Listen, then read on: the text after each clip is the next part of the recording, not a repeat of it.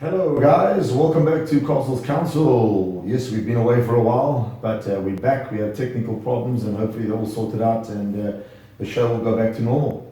This week's podcast is brought to you by the Shave Union. Yes, the Shave Union delivers for only 99 Rand a handle and six blade, how do I say that? I completely stuffed that up. They send you 4 cartridges of 6 blades with a trimmer blade at the back.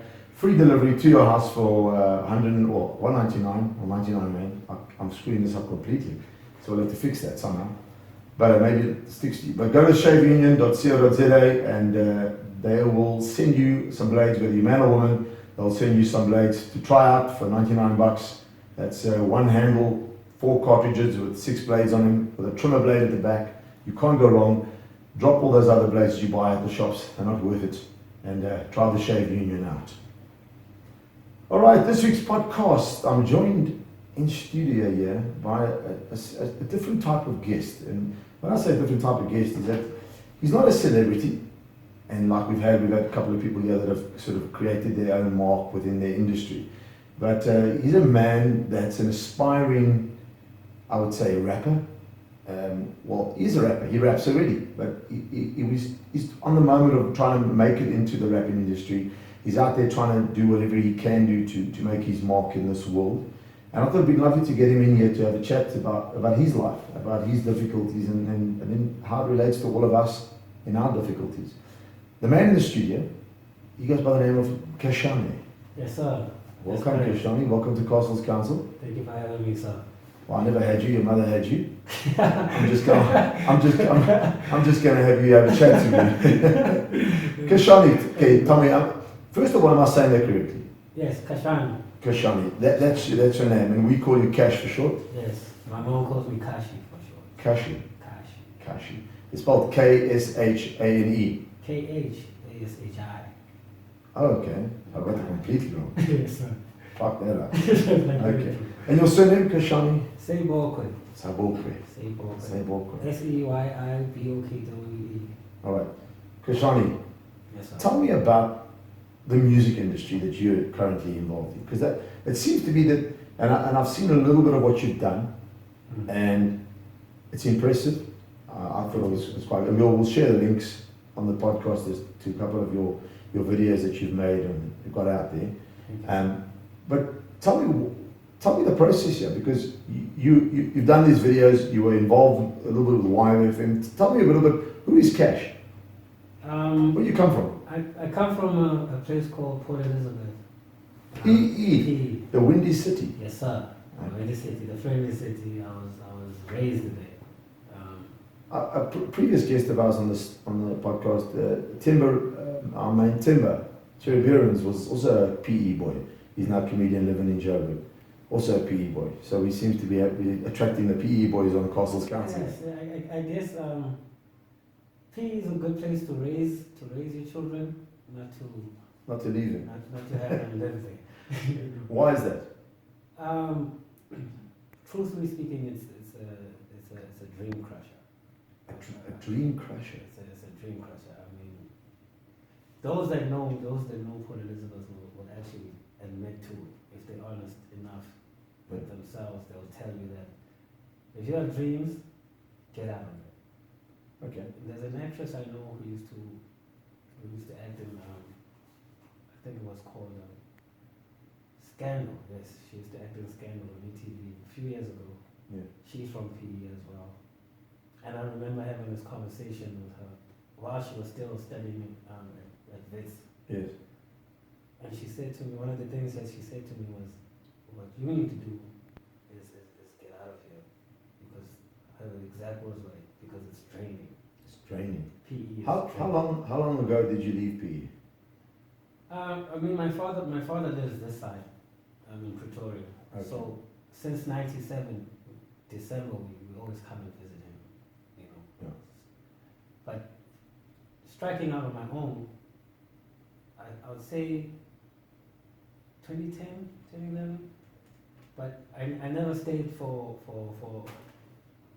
more than a year without having to go back, because I'll get here, I'll hustle and I'll find that I'm failing, and then I have to go regroup back home, and then So this is the longest I've been here now. And how long has that been?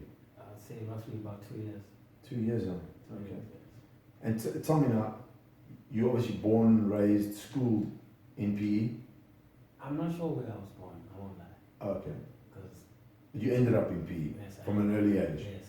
Okay. But I'm not exactly sure where I was born. Okay, and then you did you did schooling there? Yes. Okay. In terms of schooling, did you get your matric? Did you finish up there? No, I didn't actually. I went to college. It's a very disturbing story, but Tell us. around about standard 9, Yeah. we still used to call them standards then. Yeah. Grade, what is it? Grade, How old are you now? I'm now 33. Okay. So when did they stop calling it standards? I'm not sure. I think they stopped calling it standards when I was in standard 7. Okay, then you just carry on going. Mhm. They went from standards to grades. Yes, they didn't. Because I still struggle with that. Because even with my own kids, they'll say, I'm in grade 7, and I think, wow, how do I work that? And I subtract 2, and that'll be the standard. That's and I still have to do it all the time. Like Me too. it's like a habit thing, like 7, 5. Okay, and that's the way to work it out. Me too. All right, so you in standard 9, which would be grade 11. That was one of my hardest years. That was when life. That's when I saw what life was. In standard 9. You saw what life was. Yes, that's when I started realizing that it's not all, because when you're in school, I mean, you have all these dreams and how life is gonna work out for you, Mm. and then suddenly something dramatic happens and your whole life alters, and then you lose one of the most valuable things, which is education. Yeah. And then it's not that you lose focus in it; it's just that circumstances. Well, isn't it very difficult? I think that's part of the process here in why schooling is compulsory.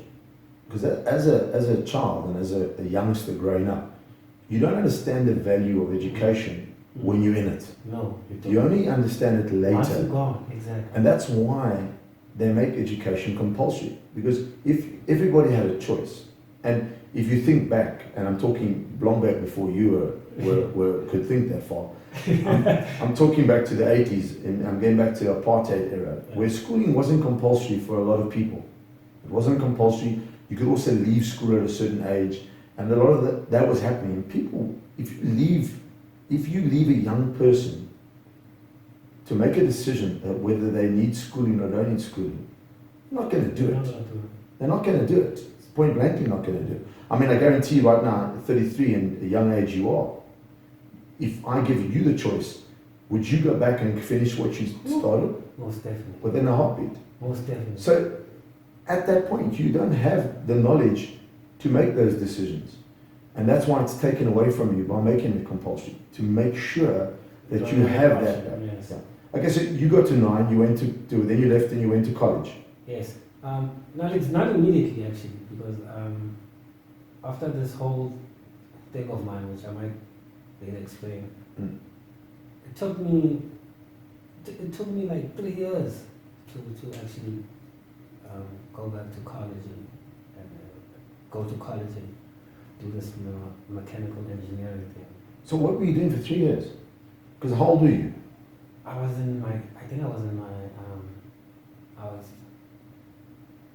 just got initiated, so I must have been around about 19, 21. So, Initiated? 22 years I was Initiated? into manhood. Okay, yeah. Going to the mountains and all that nonsense. And that's to do with your culture? Yeah. And your culture is? Oof, mine is tricky because I'm half Xhosa, half big. And the reason I'm asking you this, I understand a lot about what you're saying, but there's a big audience out there that is listening to this who's never actually, who probably doesn't understand. And I'm doing this purely because I think it's very interesting. People don't really understand other cultures unless it's really given to them. Yes. So you got it, and you called it initiation, and it's a very tricky word, initiation, because I guarantee you, if I was living in America and I heard initiation, it would be a high school thing where you joined the first team or you became. They don't understand the initiation as we understand it as a culture, an African culture, where you initiate into the culture of of manhood. Yes. And in a brief little quick way, explain that initiation process to us. How long it is, what goes on. Well, I can't go into detail about what goes on there. Yeah. Inside. I'm talking just a brief understanding as Okay. to, I mean, in all honesty, what you thought happened before you went to it, was a lot different to what actually happened. Yes, they did. Like Okay, so 80% of it. all right, so give us what you thought was going to happen, and we'll just have to imagine the rest. Well, for me, it was as most young men, they before they go there, their main concern is obviously the whole severing the package. Yeah, which is known as Getting circumcised. circumcised.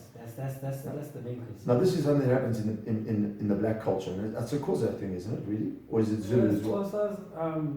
Sutus do it, babies do Okay, it. so it's a black culture thing, Yeah, it's a black culture. where you only get circumcised when you get initiated into adulthood, and that's normally around the age of Yeah, late teens. late teens, Where I'm from. which itself, even if it's done in a hospital environment, is a fucking painful thing. Just sitting here talking about it, I feel a little bit sore. Understandably. Okay, so there's a circumcision. We're not going to go into too much Yes. detail about that. That happens. What else happens in this? How many days is this? Well, I spent 3 months. 3 months. 3 months in the middle of nowhere.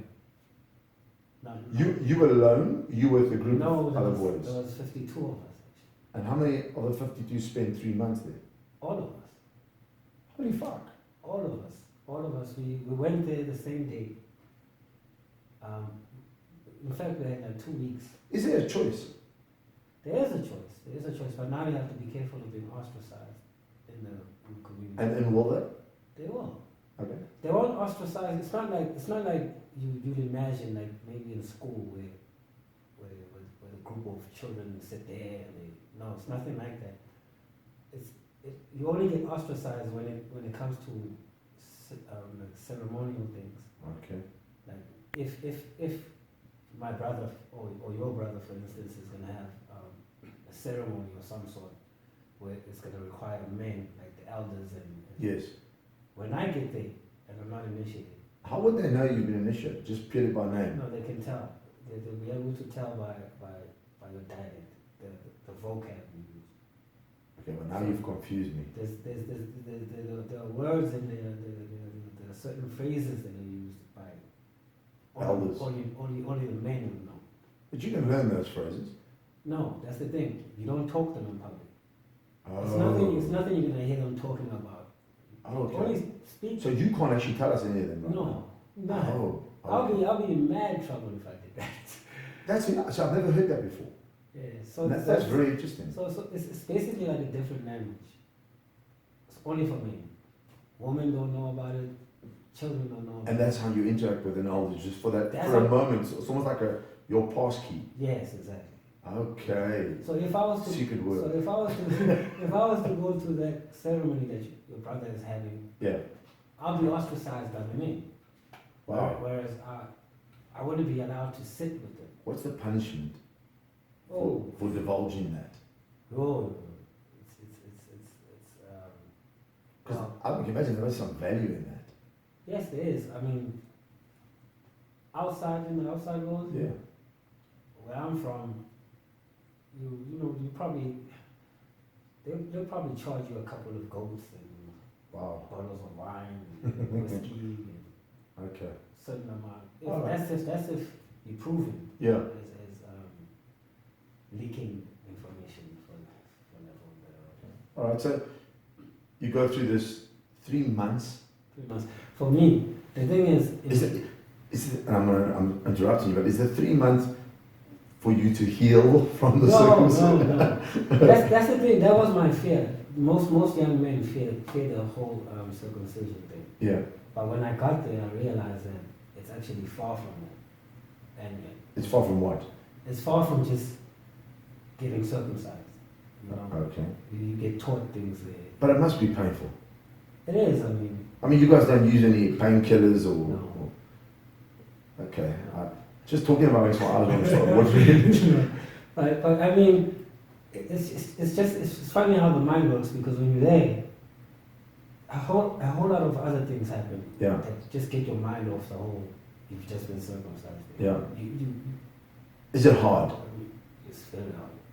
Those are. I mean, I remember one of my initiates was actually from prison, and he was a 28 member, and I remember even him complaining and saying, Wow. "Damn, even prisoners get Christmas. Here we don't even get Christmas."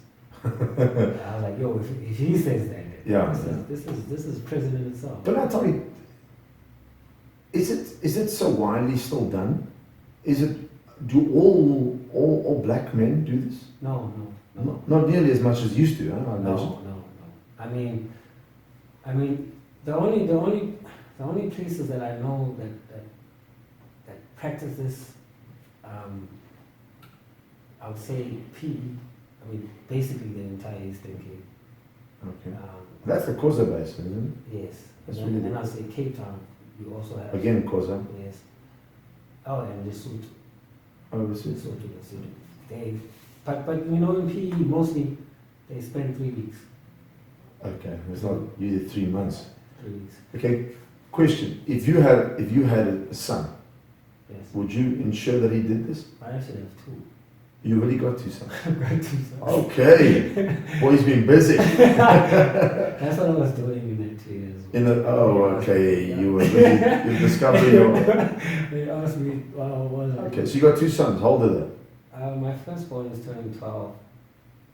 My second one is turning 10. Oh, and where are they? They're all in PE. All in PE. All in Okay. PE. Oh, do you want them to do the same thing? Would you encourage it? I don't. Yes. So if they're listening, they know what's coming. I mean, that's the thing. When you're young and even as a teenager, that's what you want. Yeah. I remember I used to force my mom, like, "Yo, this year." She's like, "No, you're too young." I was about Oh, you actually want that? You want that step? You want that? You want the status. You want to be a man among men. Okay. Because I mean, even in a shebeen and in a target, you're not comfortable sitting with them unless You've taken that step. You've taken that. Yeah. All right. So you did the initiation. You took 3 years out. You got back to college, still in PE, Still in PE. and you study electrical, Mechanical mechanical engineering. engineering. Yes. And how did that go? I only have 1 year left. The thing is, my finances got depleted. Okay. My mother had a tender back then, and you know how it is when you spoiled. You know, Yeah. you take everything for granted. So I also took the college thing for granted. But then when the funds ran out, when my mom came back home and she was like, "Yo, my tender's been terminated. I don't have a job anymore," because she's a retired teacher. Oh, okay. That's when reality kicked in. Hey, I'm playing with my time. I'm wasting my time. Because you have dreams that you're gonna be this performing artist, this next big thing. Yeah. And then life shows you frames. Life shows you otherwise. No, I've showed you if you're not paying attention, it's going to let you go by. And Sure. but the beauty of it is the mind and how, as long as your mind is still healthy, you realize where you went wrong. Yeah. You can still fix it. Okay, so you study electrical, mechanical. I keep getting that wrong. I should know you don't do electrical because you almost shot the shit out of yourself. I don't do. I'm afraid I don't like. You don't like electricity, okay? So and then what happens to Cash? What happens to you? Oh, so I end up coming to Joburg just to stay here for a while and find my footing. Hmm. So I think it was like a 3 year period there. So during that period, I was performing with the likes of Okolichana in Pretoria. I'm still working with the Big Machine actually. We just released a project on February. Okay. So I was just finding my footing, and one of the most significant things I did, besides being on Hype magazine and okayafrica.com, Slicker on Life, YFM. Yeah. YFM. Because the guy that was DJing there, Yes. Scoop, there's a guy called Scoop. They used to have this show called Season Scoop back then. Yeah. This was like, I think, 2014 to 2016 when I was there. Yeah. So I met him at Rosebank because I was staying at Rosebank at that time, and I met him at Rosebank Mall, and he was coming out of a cab, and I think I was waiting for a call with a friend of mine. So I see him coming out the taxi, and I'm like, "It's Mbomo," and he looks at me, and then he looks away and carries on walking. But as he's walking, he's thinking about the word Mbomo. No one in Joburg calls him Mbomo. Okay, what is Mbombo? Mbomo's his nickname. It's his nickname. It's his nickname. Okay, so you knew the cat. You knew. Yes, I knew him from PE. We used to play Oh, basketball okay. together, but I was always younger than him. Yeah, yeah. But he used to like the fact that I was a rapper, and he used to drive me around hip hop sessions. Okay, alright. So he's thinking about this word bomb, and he looks back and he sees me and he says, "Oh, I say, Kash, ow, what are you doing here?" Yeah. So we shake hands, and I tell him, "No, I'm just hustling, trying to make a name for myself and whatnot." Yeah. And then he tells me, "Okay, look, I'm gonna go to Brazil now. I got this thing to shoot called Vuzu. They had a show called Forever Young with Vuzu." Yeah. So he says, "I'm gonna go to Brazil. When I come back, I'm gonna come back after 3 weeks, and then you'll hear me when I'm on air. And then, or in fact, I'll call you, and then you come through to YFM." Because I was like, "Okay, if you're leaving," I think this was a Friday, and this show happened every Thursday. So I was like, "If you're leaving, rather I wait for you to come back," because from what I was hearing, his colleague was full of nonsense. Yes. So I just wanted the quick access without. Yeah, that without hassle. all the- yes. Yeah, okay. But then that day I went home, and then I started playing beats, and then I took out my rhyme pad, and then I just started writing. And then I thought, nah, 3 weeks is too far. Let me go next week.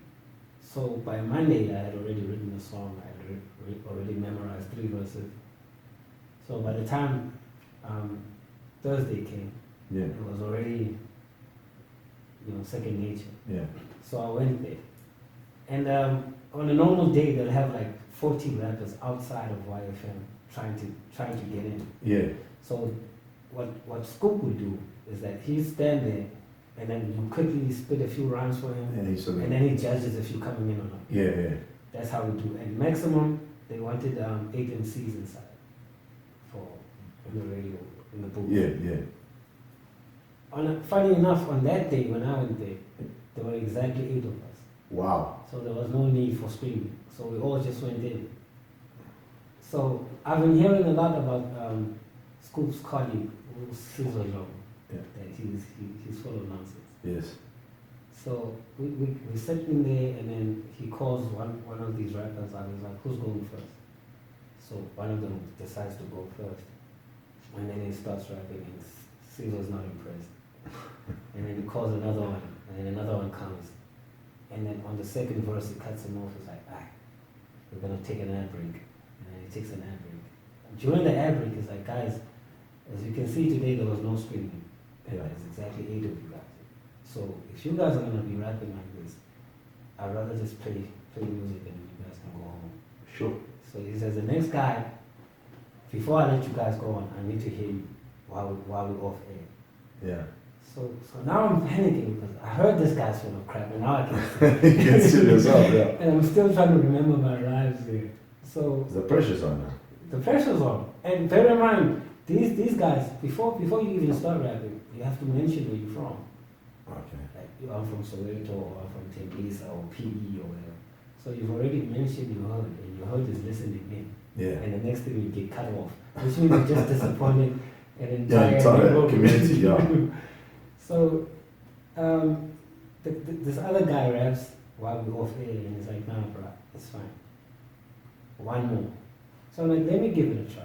Yeah. And then he lets me rap. I think I gave him like 5 lines or something. And I just saw him nodding his head. Yeah, he was alright with this. Like, "Okay, go." So when we get back on air, Yeah, back live. all of a sudden it's super excited. And he was like, bored the whole time. But when we got back on air, it's like, hey, yo, we got Khashane here. So where you from, dog? Where you from? Super excited. And then the rest is history. For 2 years I was killing it. So what did you do on YFM? So well, what was your moment? What did you do? I was basically a rapper then. When? What I would do is, every day? No, whenever I wanted to. Oh, okay. Even after that show, Usizo was like, yo, bruh, whenever you can come through anytime. No hassles. Because you're that good. All right, and you did that for 2 years? 2 years. Okay, but what did you get from that? Nothing. Except for exposure. Okay, and what did that do for you? Well, it got me a reasonable fan base, but nothing tangible. No record label? No, that's how I met Big Machine and Kuli China. Okay. What did you do something with them? Collaboration thing? Yeah. We've worked on the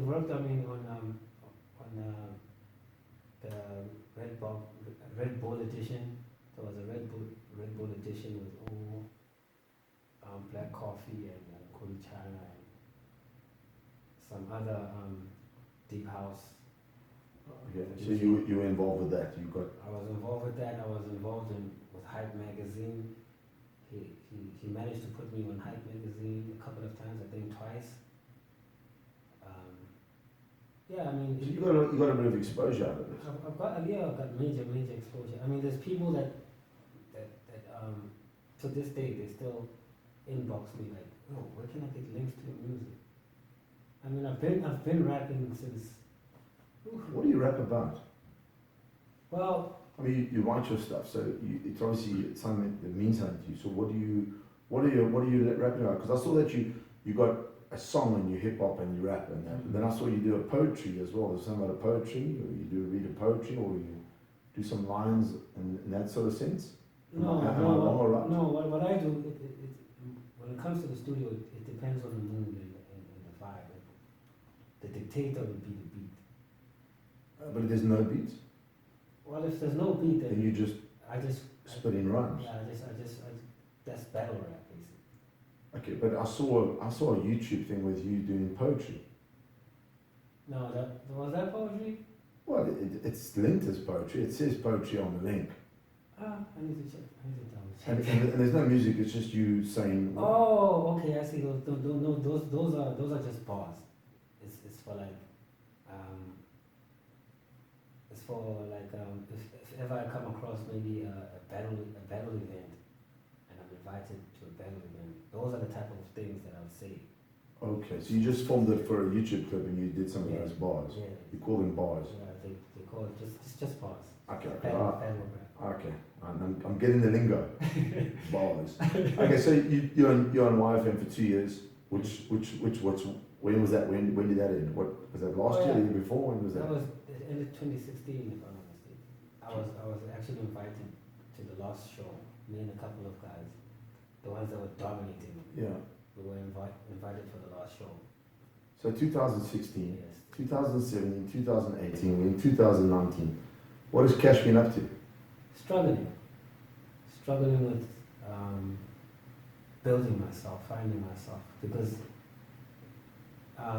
even before I came here, I was jotting down the book, and I think I'm on my 14th chapter now. I'm writing a book as well. About what? It's fictitious, but it has a bit of truth to it. It's about this young lady called Yaneg, and it's based, I'll say, it doesn't have a specific year, but I'll say around about 1500s, 1600s. Wow. Yeah. What do you know about that time? I read about it. Okay. Do you think that possibly you were around that time, a previous life? I would hope so. Oh, it must have been a blessed time. Why? 1500s. 1500s, yeah. Wasn't there slavery? Yeah, but it hadn't reached Southern Africa yet. Oh. It only reached Southern Africa in 1652. So before that? It must have been blissful. It was blissful. You think it was blissful? I think so. I think we had all in abundance in terms of what we needed. So again, so now I know very little about that time. Picture, give me a picture of what the time was like then. I mean, what was there? I mean, there was no cell phones. Yeah, no, no cell phone. There were no cars, there was no radios, there was no roads. So what was there? Do you say it was peaceful time? You're talking purely about living out in nature, in the basics. I mean, we had access to everything. There were no boundaries. The only. There was no. I mean, well, you had access to everything because there wasn't anything.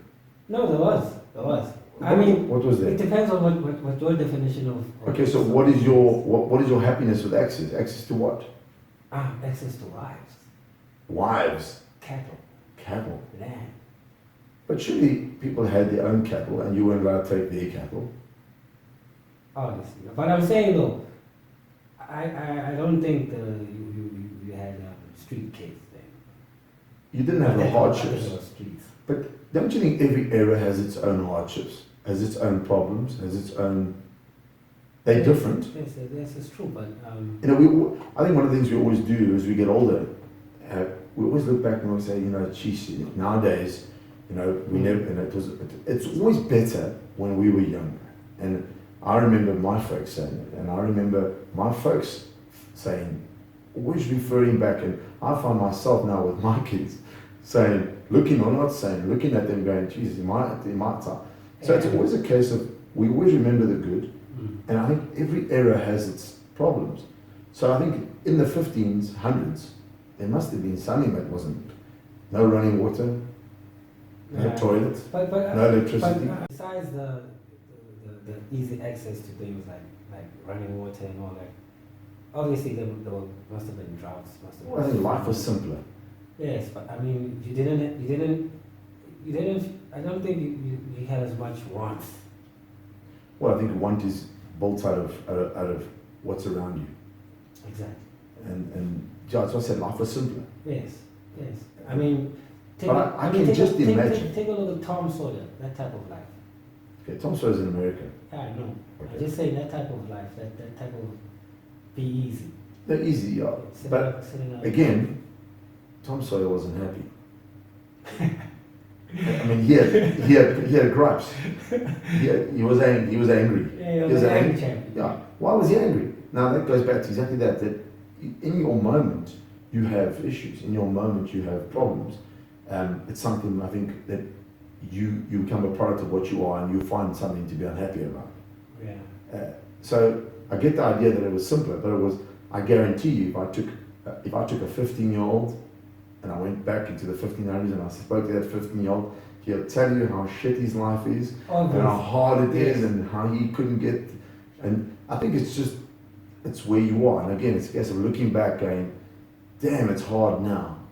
It's so simple then, and it's so simple then because we have all the insight we have now. Because if I took you right now, I took Kash from now, and I put you back in the 1500s, you'd be a king. With your knowledge and your understanding of a lot of things, you'll be a king. True. And I think that's the thing we do, is we look back and we always romanticize the past. Yeah. Where I find we should be celebrating more where we are. Yes. And it's hard. I mean, it's hard for us to celebrate where we are because it does contain everyday difficulties and heartache and that. But I think too many times we look at what we don't have and instead of looking at what we do have. Exactly. And that's the hardest thing to do. And that's what I've been spending the past few weeks doing, actually. Even before I met you, Mr. Stephen. Well, don't call me Mr. Stephen. Call me Stephen, please. All right, sorry. That's what I've been doing. I've been trying to train myself mentally, because I realized that what really matters is what's in the mind, and going crazy would be the end of me. Yeah. So I try by all means to look at my situation, understand my situation, what I can and what I cannot change, and know what the difference is. I'm not trying to change what I can't. Yes. But knowing that, okay, how can it get worse than this? can it get worse than this? And then look at how I can improve on this. Is that the right way to do it though? It's the only way I can do it. Okay, but what I'm saying is that if you look at what could go worse, then you start looking back at you start looking at what could be a problem, where if you go, where I am is actually quite good. Where I am is actually, things can always be better. I think for everybody things can be better. Just across the, even if, you know, if I said to you, what is the perfect world for you right now? If I had to be that genie that you got the lamp and you had 3 wishes, what do those 3 wishes contain? For me. Yeah. What are your 3 wishes? I'm your genie. What are your 3 wishes I'm going to grant you? And I get too heavy about it. Just give me 3 things that the top of your head. Okay. The basic ones that are unfortunate, but I need. Yeah. Number 1 would be money. Okay. So you wanted money. Money. Right? Okay. What would be the second thing? Peace of mind. What is that? That means I don't want any drama. I don't want problems. Okay. Your peace of mind. What would be the third to thing? come with problems. Okay. We're going to get to that now. So what is the third thing? The third thing, I don't know. Just You love. got 3 wishes. Just love. I just, the love for my family. But don't you have that already? I'm just saying, I'm a genie. Yeah? I've got to give you 3 things that I can produce. I can't produce love if it exists already. Okay. So what is the third thing that you want? We travel the world. Okay, so you want to travel. You want to be able to travel. See All right, so let's go through those 3 wishes. First thing you asked for was money. Yes. You said cash. Yes. Cash for cash. Cash for cash. Wouldn't cash give you that peace of mind? No. Why? Money comes with its own consequences. All right, so then ask you. I mean, I'll be having a lot of fake friends. No. I'll be having a lot of fake girlfriends, trophy wives. Yeah. I'll You say like it's a problem. I mean, eventually it would be a problem because I'll end up ruining other people's marriages. Okay, so having hate. So with the first wish of cash, you're going to have the issue of probably ruling out your second, which is peace of mind. Because do they go together? They can. If people don't know that I don't have money. Oh. But the problem is they will know. Of course they're going to know. They will know. Okay. And your third thing to travel, wouldn't cash give you that ability to travel? Okay, so you don't really need the third wish, and so you wasted a wish.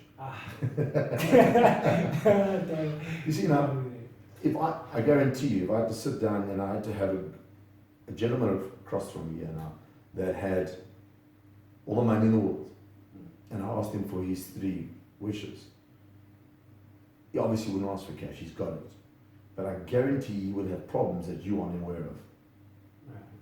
Because we create issues around us. Everybody needs money. And one thing I've learned about money is whether you've got a little or a lot, it's always going to be a problem. It's always going to have its own issue, its own, and you're never going to have enough unless you sit back and you go, it's not important to me anymore. Money's not important to me. We know we need money. We know we needed money to survive, and it's easy to say that when you have money to play with. Yeah. But if you get into a position where you don't want it, and you just appreciate what it is that is there, and you work with what you have, you will always have abundance of it. And what I mean by abundance of it, I don't mean you're gonna have this vault that you open this little lock and you walk in and there's just fucking piles of cash. I don't mean that. It means that you're never gonna want for something. Yeah. Because a large portion of what we do in this world is the idea of wanting. We want something, and the idea of wanting is exactly what happens. You keep wanting. Because that's what you portray. We'll never be content. Because you want it. And that's what you put out to the universe. I want it. You're going to keep wanting it. Because right now you have exactly what you want. You said, I want money. You have got exactly what you've actually got your wish. Because you've got the wanting of money. And you want it. So what you've put out there, you've actually got. Oh, yeah, I get it. So, and it's a hard line to do because people know that obviously you're going through a very hard time right now in your own space. You're trying to find a way through the heartache that we all currently experiencing in South Africa, where a lot of people are unemployed, people haven't just, things are very hard, things are expensive. It's a hard world out there at the moment, and it's got harder and harder over the last 3 years for everybody. Even the rich are crying. So that's how bad it's got. But there's a big demographic of people that are really suffering. Businesses closing every day, and it's easy to be in a position to talk about the not wanting of money when you're not in that dire straight moment. But the only way to come out of that moment is not to be stuck in the negative of it. Yeah. And it's a crazy thought pattern. But what amazed me about you, and I never met you. You came past my place of business, my gym, and I think you dropped a CV off. Did you drop a CV off? I tried to, they didn't take it. Did they take it? Are you sure they didn't take it? No, they didn't take it. Okay. Why didn't they take it? They just told me to take your card since you weren't there. Okay, all right. So I actually thought you dropped the CV off because I remember seeing something. I did come with it though when you called me to come through. Okay, so you came to my gym, and I wasn't there. I was going away. There was a process of a whole lot of things, and you phoned me, and you said you wanting to do anything, and for some weird reason, I don't really know why, and I still remember at the time saying to my girlfriend, I get a funny sense about this guy that there's value here. There's value in what he's doing and how he's doing it. And I get people coming all the time, and most people can tell you that any business owner gets guys knocking on his door all day because everyone's looking for work. We got a massive unemployment rate out there. And you phoned me, and I said I'd phone you back, and you came to see me, and there's a sense that you know, and you're prepared to do whatever you need to do, and you're prepared to a point, which is you got to have your own morals and your own standards. You're not prepared to sell your body, or maybe you are. maybe you are. Okay. Well, there's a sense of value, and that's what I noticed about you, and what I enjoyed about you. Then, of course, I got to know you a little bit, and I got to see your music and what you've done, and where you're going, and what you're trying to do. And I know you're telling me you're writing a book. So there's a lot to you that's just not available to most people. And the reason why I wanted you to come and talk to us on Counsel was because I felt that we needed to introduce you to an audience out there where you could either, maybe somebody can pick up on who you are in terms of what you're doing with your music, or if anything, you give somebody a hope or understanding as to what's actually going on here in this country and in the world large. But we're not worried about the world here, we're worried about where we sit right now. Yeah. And I think that's the beautiful part about it. People don't understand how hard it is. And you currently live in just up the road in It's a slum. Is it a location? Yes, it's worse actually. It's slum.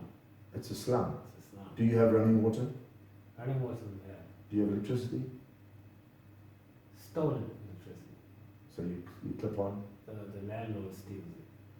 The landlord steals We it. don't have sanitation. I've got friends that are rats. I actually name them. Wow. They visit my house not even house, my flat, one room. Your flat. room, yeah. They come through drunk at like 1 o'clock in the morning. Who does? Your rats? They're rats. They come through drunk. Are these actual rats? Actual rats. And they come through drunk. Yeah, they say go on claim. I know I live with some child. All right, so you're in hard times. I'm in hard times, but if you were to see me, you wouldn't know that. So what's next for you, Kash? What's next? Well, that's why I was saying, I look at where I am now, and then I ask myself, can it get worse than this? Because if I didn't ask myself that, I'll be in denial. I'll be ignorant. Yeah. And it can get worse than that. Yeah. How? I can be living under a tree instead of being able to pay a one-room flat. Yeah. I could be shoeless. So, and I look at that and I'm grateful. It makes me grateful that, okay, at least, shit. Because there are people living like that. Yeah, they are. I see them every day. They walk through where I live every time. They And actually live not far from Well, they don't live. we dump garbage. They're squatting, really. They're living on boxes and In boxes, And that's the under reality. trees.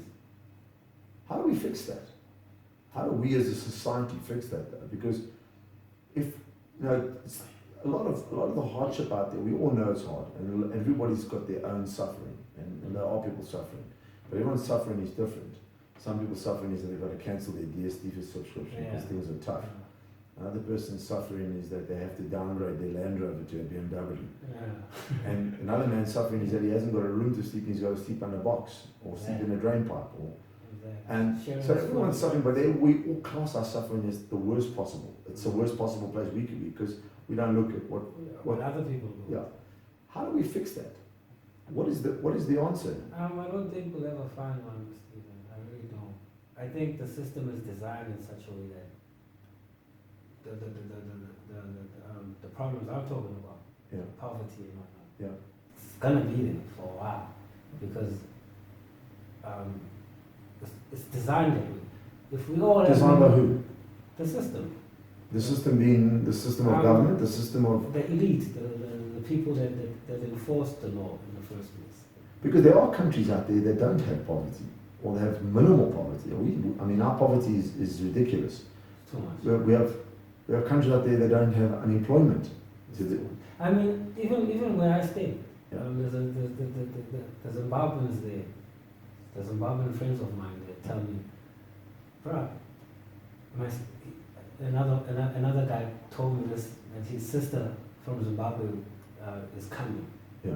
I'm like, where is she coming to? He says, hey, she's coming here. And she told me this when she was at Park Station, that she's on her way here. Yeah. And he tells me that he's embarrassed. I'm like, okay, I understand what you're embarrassed about because where we're living now is fake nonsense. Yeah. He's like, hey, dude, and my sister doesn't know that here in South Africa I'm struggling the way I am, and I'm ashamed that when she comes and sees where I live, she'll be devastated. Yes. And I'm like, she's talking about his sister who lives in Zimbabwe. He tells me, bro, there we don't have shacks like this. You will never find places like this. Even though we don't have money, but you'll never find people living in utter squalor like this. So where do they live then? They've got no money. I mean, he tells me that they by the time you turn a certain age there, you've already gotten yourself a wife. They've built you a house. So Okay, now he's talking about something that my first question goes back to then, is then why is he here? that's the thing. I want to know. Well, that's the question you should ask him. Because if it sounds like it's such a great place to be, even if you've got nothing, why are you here with nothing? You see what I'm saying? And I didn't ask. I think he's talking about the gold streets that don't exist, that they used to talk about Joburg.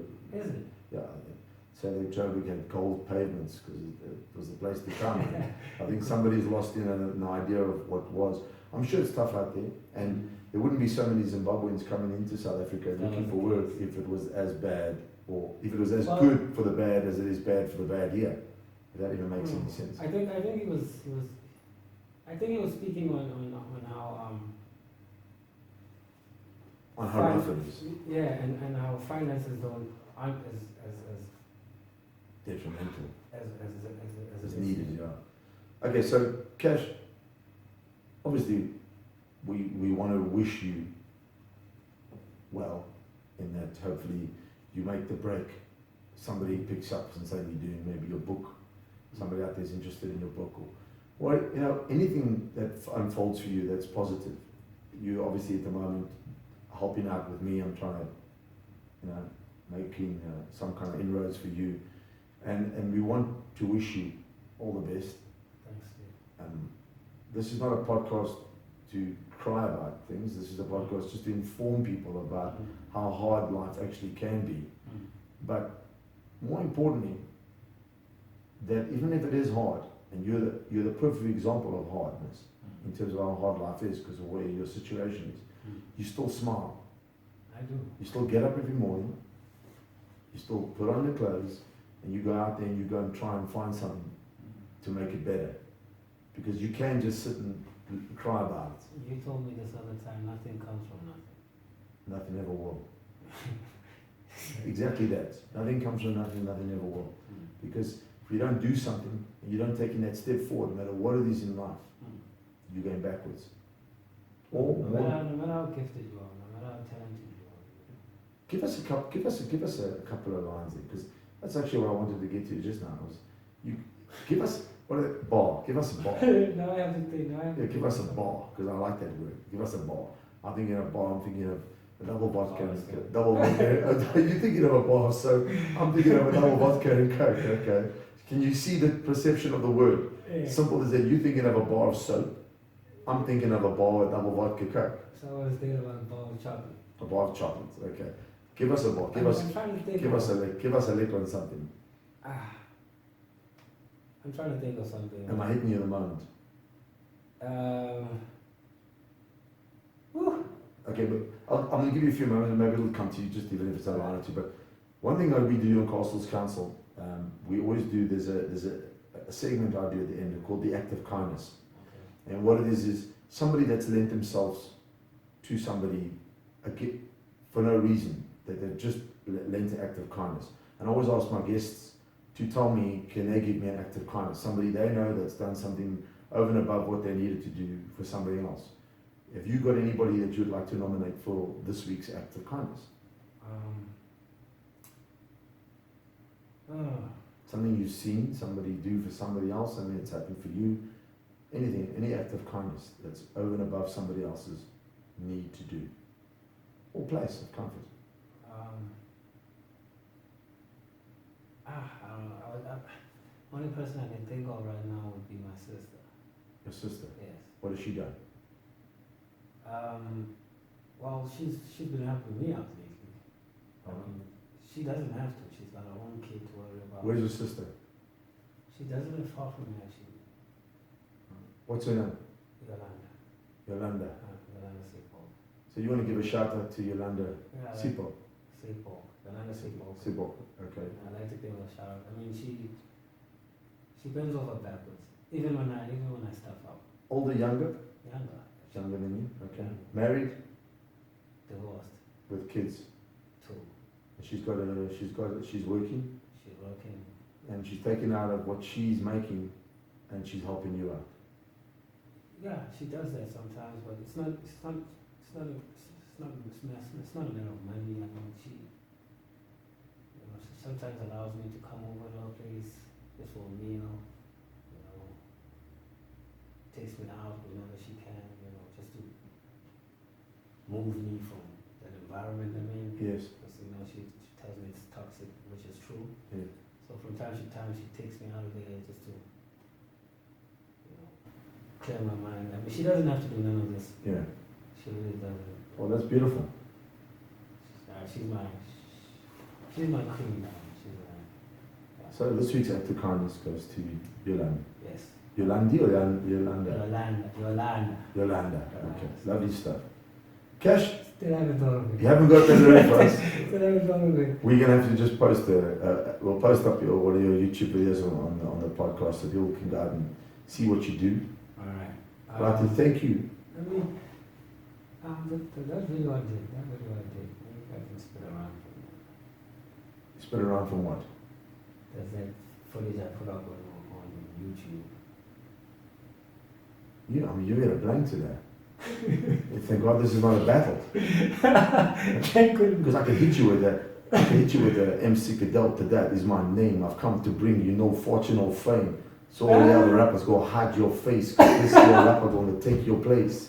I'm the MC that's rocking the town, burning the city down to the ground. The fire that's deep with my desire. I'm coming to you. You're freestyling. There you go, I'm freestyling. Can you match that? There's a battle for you, baby. That's incredible. That's incredible. Alright, we'll post some of those clips of your videos up there. Alright, no Thanks for coming in, chatting to us on Castle's Counsel. Thank you, Mr. Cousin. Remember, everybody, it's nice to be important, but it's more important to be nice. I'm Stephen Castle, and I give a fuck.